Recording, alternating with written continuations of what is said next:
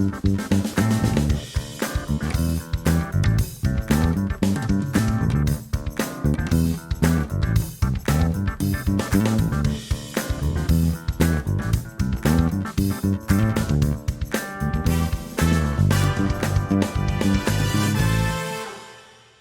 to Heart of the Matter. My name is Dipo Ayo Adeosi. Today we're going to be discussing with somebody who's been through what some people might call a very painful journey, but she's come out through it all on the other side. Her name is Adenike Oyetunde, and she's just written her first book titled Adenike, where she discusses about love, faith, God, and so much more. She's an amputee having survived cancer, and she's just living her life the best way that God has guided her to. I cannot wait to talk to her. I cannot wait to see from her perspective and share her story as well with you all. Don't go anywhere. We'll be right back. Hello and welcome back to Heart of the Matter. We are talking to our guest, Adenike Oyetunde, who has a lot of history with us. Oh, Abby? Yes, I do. All right. You have some history with us. Yes, I do. But for me, it's very fresh because I don't think I had joined on the team when you were last on the show. But it's good to have you again. Thank you for having me. And it's been quite, an arc and quite the circle since the last time you came, because now this has come to fruition, right? Yes, it has. Yes. How are you feeling though? It's been overwhelming. If anyone, I was telling someone a few days ago that if anyone had told me the stress that would accompany having to stock the book here and there, I may have just stalled and said, I'm not sure God has told me to. Don't blink exactly. But it's a scary process, I'll be honest. Because just this morning, I was still telling someone, the number of books that have not gone out. And I was thinking, hey, this is money. Where are they? They should better come and buy the book. But in all of that, I'm still in peace, in my heart. So it's beautiful for me to see what obedience can do. So I'm just here and saying, okay. And it'll keep manifesting a little at a time, a little step by step. I'm very optimistic about that. Fantastic. Okay, so let's go back to the beginning. I believe a lot of people have joined us since the last time you were on the show. Yes. So let's just do sort of like a refresher for everybody. Actually, even myself. So you are an amputee. Yes, I am. How did you get there? Oh, wow. What is the story? Okay, so the summary is that I had a fall, very regular fall in the house, and I had come home from school and was trying to help my folks at home fill their barrels with water because they had run out of water supply. And just as I was about to step out of the house, power was restored and all of that. So I then slipped and then fell and went back to school. This happened on a Sunday. And for whatever it is worth, whatever occurred between Sunday and Thursday of that week, I still do not have nothing. I can't remember anything up until now. But I remember waking up on Thursday morning and I just realized I couldn't get out of bed. It's because I'm a very playful person. Everybody thought, she's messing around. And I had a lecture, and a friend was supposed to get me from school. Wait, were you, sorry, it's question. Were you unconscious between Sunday and Thursday? No, I wasn't unconscious. Everything was fine, but I do not have memory specifically of pain or inability to move or get out of bed. I don't know. I still don't know what happened between Sunday and Thursday. But by Thursday, Somehow, I just couldn't get out of bed. So my roommates thought I was joking. And then she realized that, okay, it was almost time for the lecture. And as was my norm and still is, I would have been ready and all of that. But I just wasn't getting out of bed. About that point, she then said, okay, are you serious? I'm like, I can't stand up. I can't get out. I just couldn't get out of bed. And a trip that was supposed to have been to school, eventually brought me to Lagos because the same friend had to carry me and all of that. And the journey started. And long story short, got the diagnosis that it was a tumor, was cancer, and the fall had triggered it, and yada yada yada, and that the solution was an amputation. Of course, I didn't believe. Like, really, are you guys serious? It was just a full amputation. How? And I remember, painting the analogy to the doctor, saying that if he had asked me to come cut my little finger, I'd have asked for like a few months to think about it. But now it's a leg, and you're telling me on a weekday that you're booking me for surgery to amputate my limb the next week. Like, nah, you guys don't know what you're doing. And we tried everything. We went to several other hospitals, hoping that the diagnosis will come out differently. So you know how it is. Get a second opinion, and then a third opinion, and then a fourth opinion.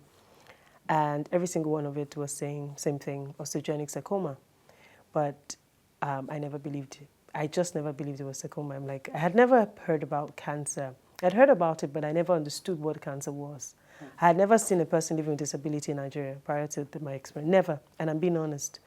Not even an amputee, a person with prosthetic limb or so on. I probably had seen a person on wheelchair, but it never did register fully what it meant.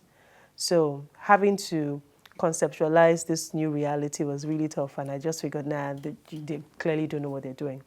So we tried everything. We did everything we could possibly do, everything family could do, friends and relatives were in a bid to get us help. Everybody was preferring solutions here and there. We're in dire need for solutions, and that led us to several places that on a normal day, we wouldn't have gotten to, having to go into several religious homes, in quote, and herbalist homes. Wow.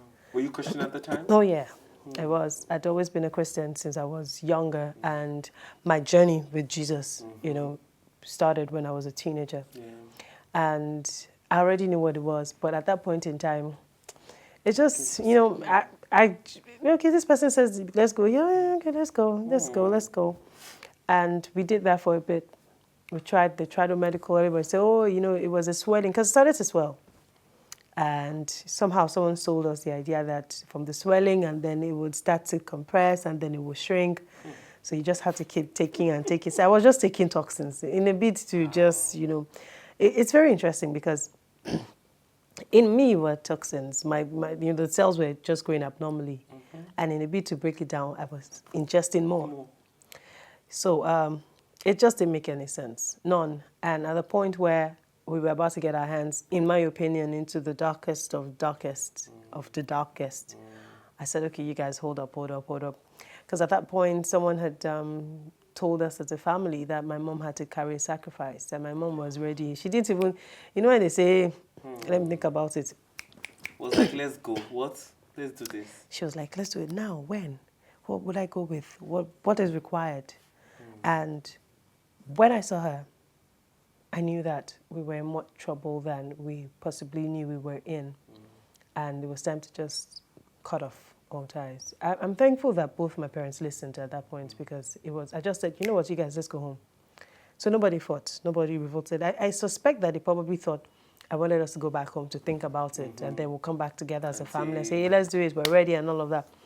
Went back home, and even my mom, who was willing to do it, just agreed with me and said, okay, you know what, okay, since this is what you want. But, we didn't fight it. None of that happened. And after that episode, I knew that I was literally dying, because the limb just kept getting bigger and bigger and bigger, and then I was going thinner and thinner. I was losing blood. I didn't have the willpower, physical power to do so much, but my mind could do a lot. But my body, I could barely get out of bed. I started to have bed sores. Several things, I had to be aided doing many things. Going to the bathroom was even the list. I was doing everything on one sport. And because of that, I just knew at the point that, okay, there had to be another way out. Finally got to the University College Hospital, and the first doctor who saw me just said, it was an orthopedic emergency. And I'm like, okay, I've gotten home finally, and I didn't even fight it. I remember telling my father the day before the amputation that I'm tired. Like, I really just want peace, and I wanted a pain-free life, because I had become so accustomed to pain. I'll wake up in pain. And that's even if I would sleep.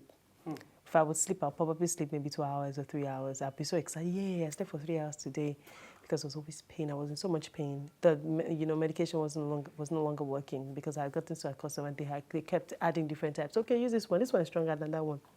None of it worked. Got to UCH, and I knew this was it. And 4th of February 2006. The amputation was done. I was in my second year in university at that time, so it was time. Thankfully, there was ASU strike. Well, So I didn't miss so much from school. So yeah, that's what happened. That's the story of the amputation. that's the story of the amputation. There's the more Ah. another sides to it. Wow. Just first thing I'm thinking in my mind is we see stories about young children. We see stories about young adults like yourself who are diagnosed with cancer. And we can't quite make sense of it. It doesn't make any sense. You hear older people get sick and they pass on, and it's like, oh, okay, well, they're old, and even me, I lost my dad to cancer as well, but on some level compared to this, I could still rationalize things, he wasn't too young, but for you, what could you have said to, or what can you say to the statement, why do good things, or why do bad things happen to good people? I think I have a better understanding now, and I still do not understand how it plays out. And that is that God is always in a good mood. Always is. Always is. No matter what it is I'm going through, no matter the pain that I'm currently experiencing, no matter the chaos that is happening, God is in a good mood. So I had to understand that it could have been worse, And for me, I don't think he deals with us as good people, bad people, good things happening to bad people. So it's kind of always hard for me when I see back-to-back very interesting things happening to people, and they're asking you, why me? Why does it always have to happen to me? And I'd always say, I don't have an answer. I'm sorry. I honestly don't. But what I know from my own experience of loss is that God is in there with you. I don't know if you see him. I don't know if you can experience him. But one thing that gave me peace was when I asked him to show me where he was. And it was, one of my moms that told me, they also suffered loss. And she kept asking Jesus, where were you? Why did you allow me to experience this, loss?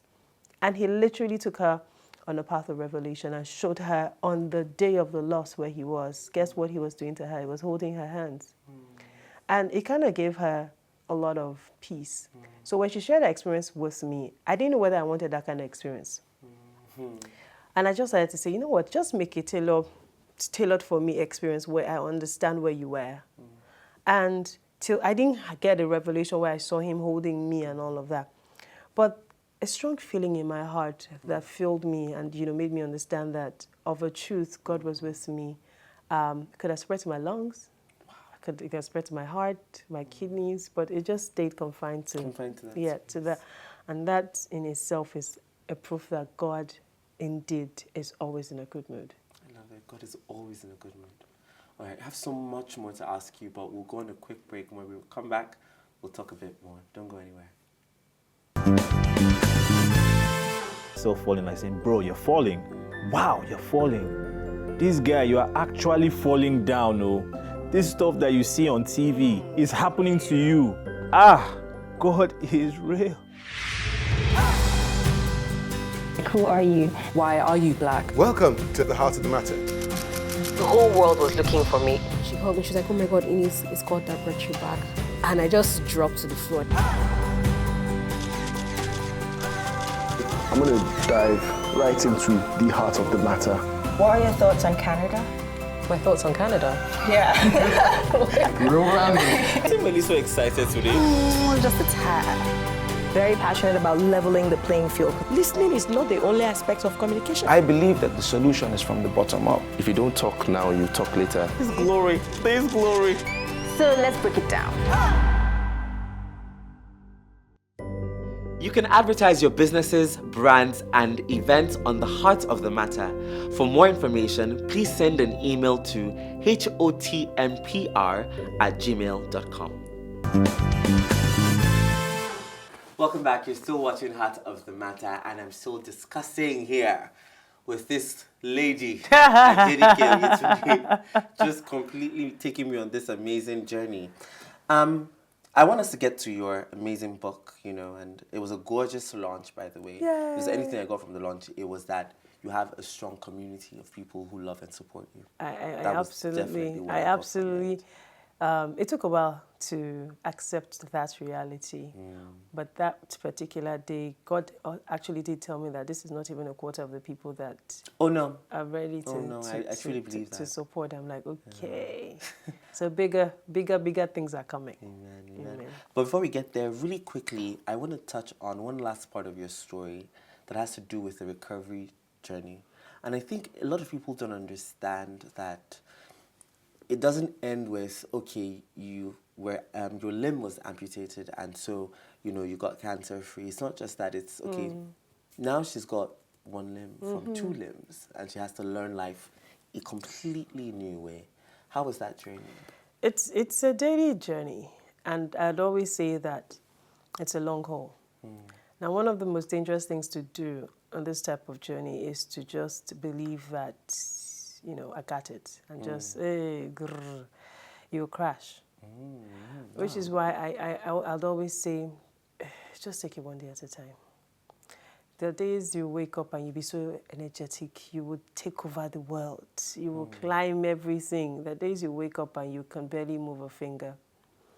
And in those moments, you need to understand the capacity that you have and understand one thing that I had to learn, understand how to ask for help. It might be to be so strong. I would do everything by myself, not knowing that what I was doing was actually making an attempt of proving to people that, yeah, I got it, I can do it. And then I started to break down physically and mentally. So I then thankfully recovered, because a few persons identified it early enough to say, okay, you're going on a very bad path and you need to just halt.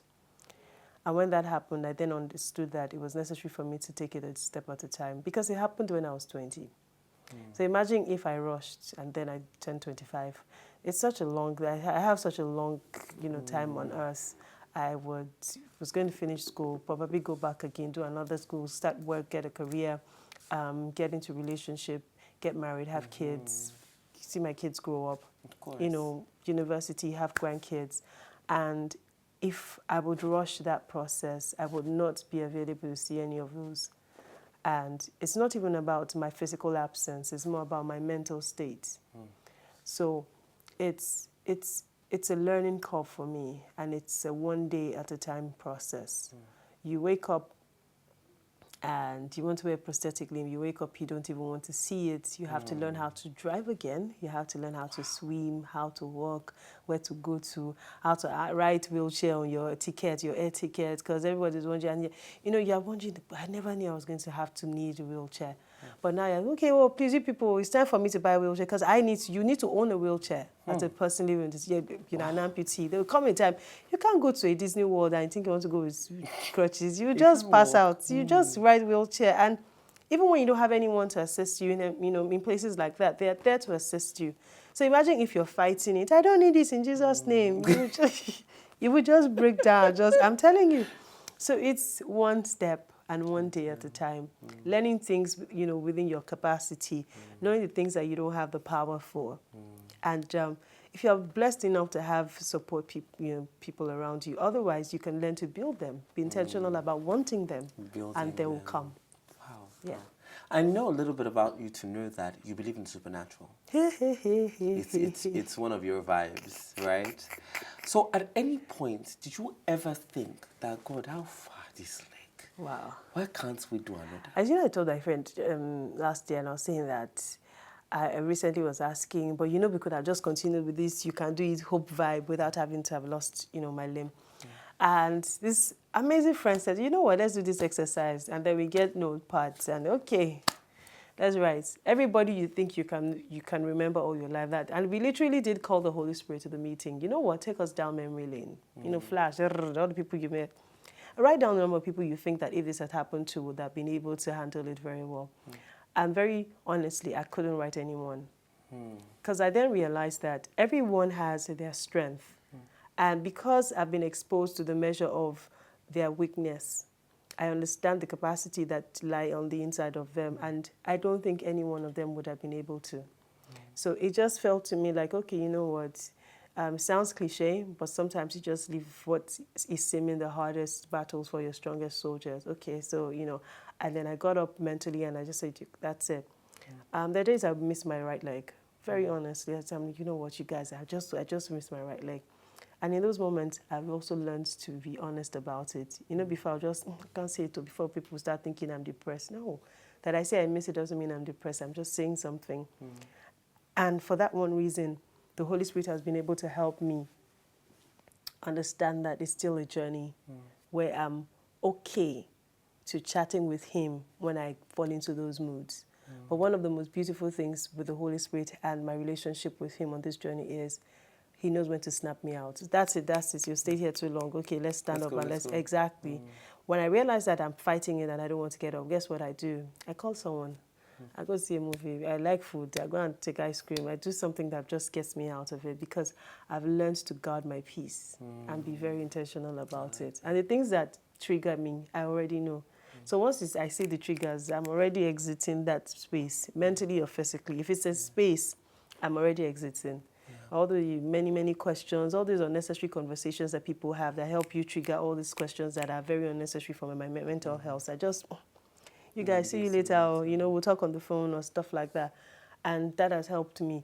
It's me being intentional and me also, you know, finding a way to telling the people that, yes, the conversation we're having 2 weeks ago was not pretty for me, and that was why I exited.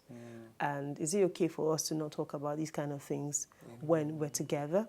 You can talk about it when we're together, because it actually does trigger me. And because people understand that I'm being honest about it, a lot of them seemingly, okay, oh wow, we had no idea. Exactly. So it's easy for me to then understand that the Holy Spirit is with me, even as I relate to people and share how I feel about certain things and things of that nature. So it's beautiful for me, but it took a lot of journeying to get here. To get there. Okay.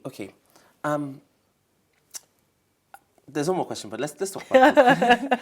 Let's talk about the book. So it says, her story, your movie, his glory. Yes. I get her story, but that's your story. Yes. I get his glory. Everything happens for his glory. Exactly. What is your movie? Why did you say your movie? I said your movie because everybody thinks they know you.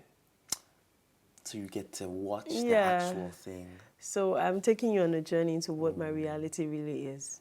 So you are there watching me as you read through, you know, the pages of this book. So it is the audience's movie. Yes. Your story, and for his glory. I love it. And talking about for his glory, I personally believe that everything that happens has a purpose behind it. God has a purpose. He's like this master chess player. He's just moving parts around, but he's doing it for his glory, and it's a beautiful thing.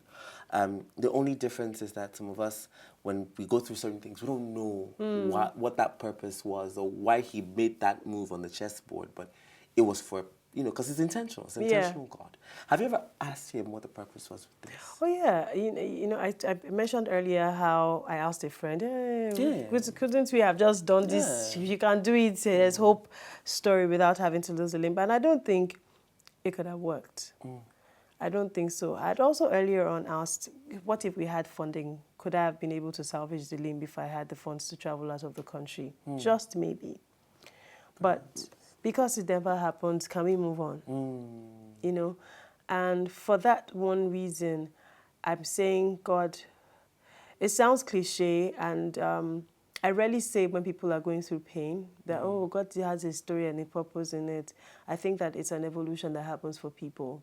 And until they start to evolve to finding out what happens, no one can explain to them what the purpose is. They have to find it for themselves in the journey. So for me, I'm seeing that my everyday living is seemingly inspiring people to be more, to do more. I like that. To search deeper for the capacities that lie on the inside of them. And I'm not doing it because I want somebody to send me a message. Hey, I'm just being me.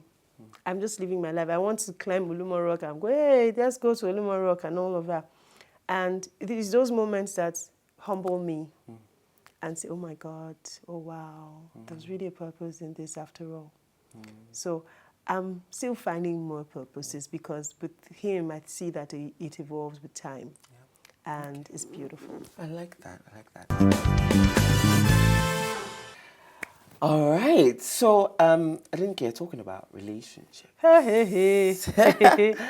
You're a single lady. Yes, I am. Yes. Because I say if I'm not married, We are single, so yeah.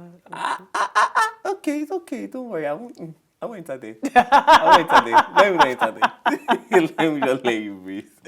But from that time till now, Yes. did it, what's the best Did it word? affect me? Did it change your perspective Oh on no, it didn't. relationships? Nah, see me adjusting You're because still of full relationships. steam ahead. No, but honestly, at a point, I just thought to myself, interesting. I dated someone in my undergrad shortly after I got back to school. Relationship lasted just a few months, and then it ended. And from that moment till I was done with my 5-year course and then law school, I don't have boyfriend. There are just a few people acting like they like me here and there. They're not really sure. But I then realized that putting my life together, at least when I started, I was of the dateable age. I had more guys show advances to me as a person with one limb than I did with both legs. Really? Yep. And I say really because, there's a lot of misconception me. and myths. And I think that it's very intriguing because I then found out that a lot of them are very funny. Some of them is just pity. Oh, I used to know you and you don't have a boyfriend. Okay, let's try it. But what I've learned and I'm learning with my life and even relationship is that in the moments that I am happy and excited, I will be excited and I will be happy. I'd always I'm a family-oriented person, always wanted a big family, always, and I'm very positive that that would happen. I've never ever doubted the possibilities of that. beautiful. And, relationship, yeah, it's fun. I'm in a relationship, but I'm not married yet. I was going to say, why would I hide it? We don't know those people always hide it. I don't know, keep quiet. In a relationship, I can't kill myself. Yes, Yeah. yes, we love it. Love it. I'm happy. My mother is watching and say, hey, this child, oh. Okay. Let's we have to leave because we don't have so much time. But where can everyone get to read this book and get first-hand information about some things you talked about? Okay, so just in case I miss out places, I think the best place is my website, adenikeoyetunde.com. Okay. And it's on Amazon, it's on Kindle, it's on BAM Books. For people who like to do, it's on Okada Books or the E-guys. Exactly. And hard copy, Terra Culture, Jazz Hall, Pataba, Roving Heights. There's plenty of Abuja gift shop, source. For Tarkot, Bible Global. Books, we are going to, we have We to move. make the money back. Okay. I know that feeling. I know. So guys, please go get the book. It's literally everywhere. But if you want to know and get a complete list of where the books are stocked, both online and offline, go to her website, www.adenikeoyetunde.com.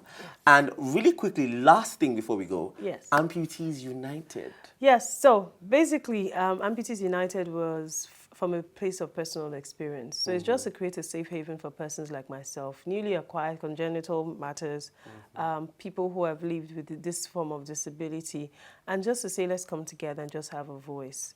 Let's speak up, let's share our stories, let's help each other, let's empower each other.